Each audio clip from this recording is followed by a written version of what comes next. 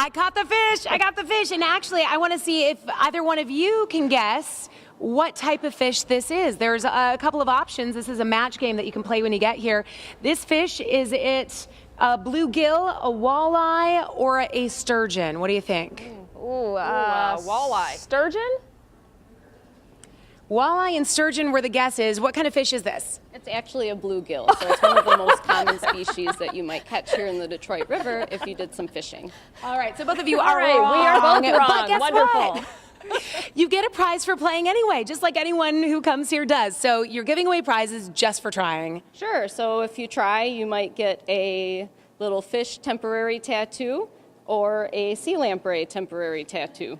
I love that. And this is all part of your education program with the DNR to get kids and adults to see if they can match up some of these fish with the names.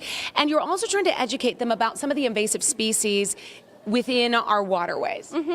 Yeah, so we do have some specimens of some of the invasive species that can be found here in the Great Lakes. So you could see what a sea lamprey looks like up close and be able to identify that. It looks like an eel, like a little baby eel. Yes, it does look like an eel. It is a primitive fish species. It is a parasite that can be harmful to some of our Great Lakes fish species, though. Okay, and how does it get here? Did somebody use it as bait?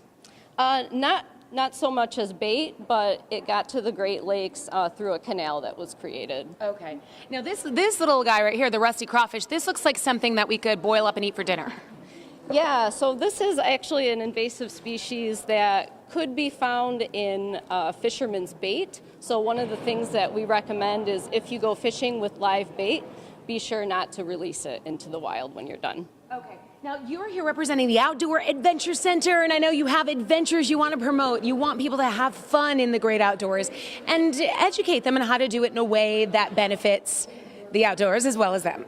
Sure, so if you visit the Outdoor Adventure Center, you could try things like sitting in a kayak, you could try out some fishing, you could walk under a waterfall, you could also learn archery or fishing, so we can actually practice some of these activities and find out what you might like to try on your own. I love it. And not only that, there's going to be here at the event today, Shiver on the River. It starts at 10 a.m. It goes till 3 p.m. So there's the Outdoor Adventure Center. I see this little guy let's see if we can come around as I come around the back here. Look at this little guy right here, the Coast Guard bear. Well, this guy caught my eye because coming up in a little bit, we're going to go hang out with the Coast Guards. They're going to be doing a live demonstration for people who come to the Shiver on the River.